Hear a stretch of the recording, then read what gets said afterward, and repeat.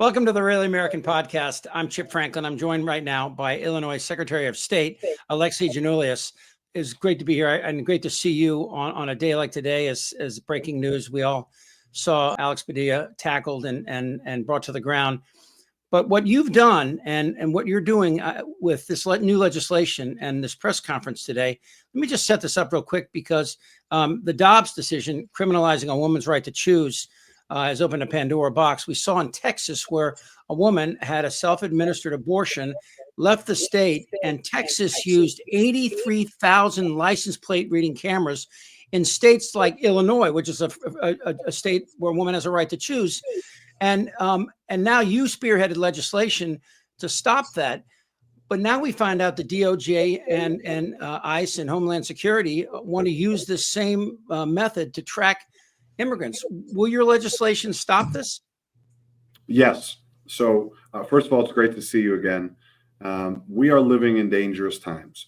So I'm very proud of the fact that 2 years ago, we became the first and only state in America that passed a law that automatic license plate readers cannot be used to track women who cross state lines to get legal abortions like they can in Illinois, or for any other purpose for which the automatic license plate readers are not authorized. So automatic license plate readers are used to help track down stolen vehicles, to help with investigate carjackings, to deal with individuals that have been kidnapped, violent criminals.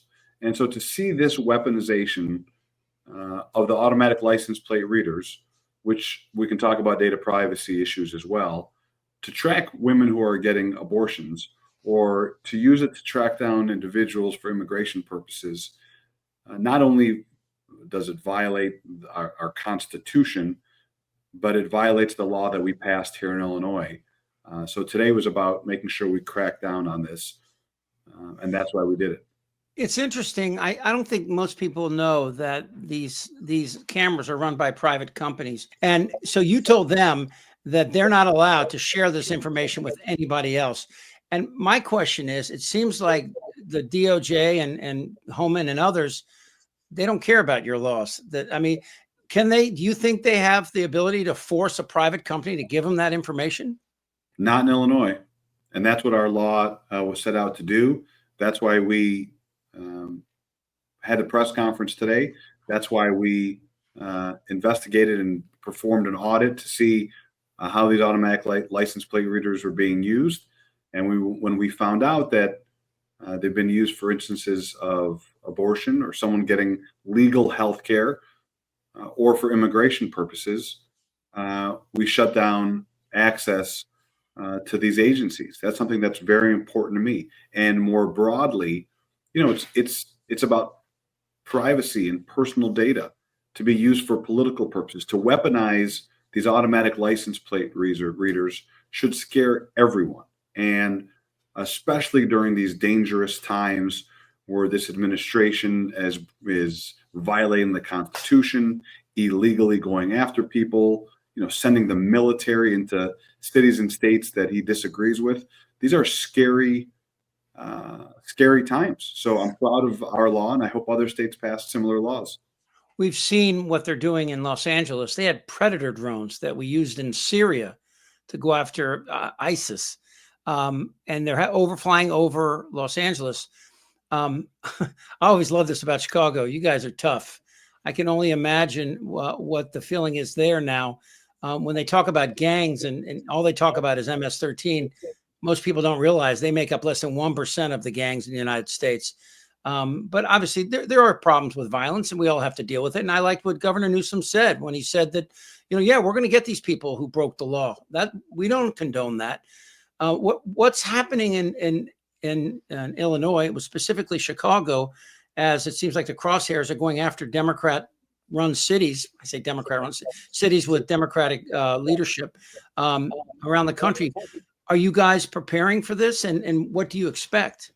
Yeah, we are fighting back, and I'm proud to have a governor who's been a leader on this issue. He's testifying today on humanity, on following the rule of law, following our Constitution.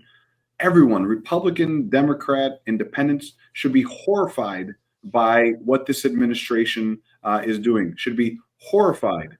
And that's why we're fighting back here in Chicago. That's why our legislation is so incredibly important. We are going to protect people who have not broken the law. We're going to protect people who have done nothing wrong. You cannot weaponize these automatic license plate readers. You said that in your press conference today. I like what you said, because, it seems like nuance and irony have died under this administration. And your point about these license plate reading, devices is that they can be used for good. But when they're turned the other way around, they can have incredibly devastating consequences to civil rights and people that are caught under the thumb. I mean, we have dreamers here, people that came here when they were 2 or 3 years old. We have children that were born here. We had a 9-year-old with cancer that was sent to El Salvador. I wonder, like it says right here, it says no one seeking legal healthcare services in Illinois should face harassment or jail, period. Does that include undocumented people as well? Again, so automatic license plate readers have a purpose. They are useful to law enforcement for carjacking, recovery of stolen vehicles, tracking violent criminals, helping those who have been kidnapped. So there's a strict use for these automatic license plate readers. The fact that you have certain law enforcement agencies which are weaponizing these automatic license plate readers to go after women who are seeking an abortion or for immigration, which is not the purpose of these automatic license plate readers, is offensive to me as an American. It's offensive to me as the son of 2 immigrants. It's offensive to me as someone who actually respects law enforcement and understands the challenges they have. These agencies are politicizing law enforcement and taking advantage of these resources. It's also more broadly about data protection and privacy. Elon Musk already has everyone's social security information and who knows what else. And now they also want to know where people are driving to, where they're having dinner, what political party they belong to. It's really scary stuff.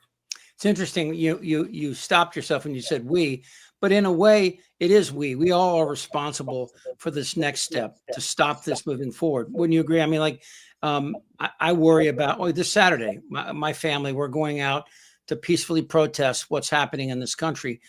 These were the protests that stopped the Vietnam War. And I believe that most of the people, of the 535 people in Congress, that if you stand up to them, they'll back down, because we're ultimately the ones that put them in power.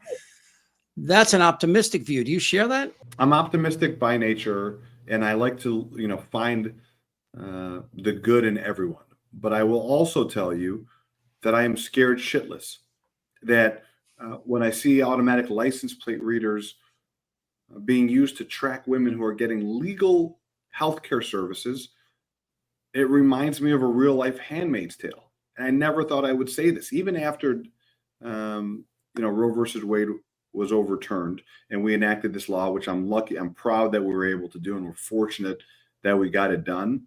I didn't really think that we'd be forced to use it and to enforce it the way that we're doing as we speak. So it's scary times. Am I optimistic? Yes. Do I think good will prevail? Yes. But when I see scenes like Senator Padilla being thrown to the ground and handcuffed, when I see the U.S. military unlawfully being sent to other states, it's horrifying stuff. So I encourage and implore everyone to peacefully protest, to stand up, to fight back, and to make sure the damage that this guy doing is mitigated. I'm with you. I used to say that a cynic was a skeptic with all the facts, but now I think an optimist is a cynic with children. I mean, we have a responsibility to the young people. My son gives me a hard time all the time, calls me a boomer. And, our generation did a lot of good, but it's a pivotal point right now in our nation's history. I think what you're doing and what you're saying, and what the governor of Illinois is saying as well, is really important, Mr. Secretary. I think that this is a moment for people like yourself to stand up, and that's what you're doing. And I know that a lot of people, that watch this on our channel are proud of what you're doing, and please keep it up. And thank you so much for your time today. I really do appreciate it. Thanks for being a fighter and a leader. We need more people like Chip Franklin in the battle. So I love this country. We all do. We all believe in a decent society, and I'm concerned about the future. But when I'm around people like you, I feel good. Well, likewise. Stay well, Mr. Secretary. Thank you so much. Thanks, Chip.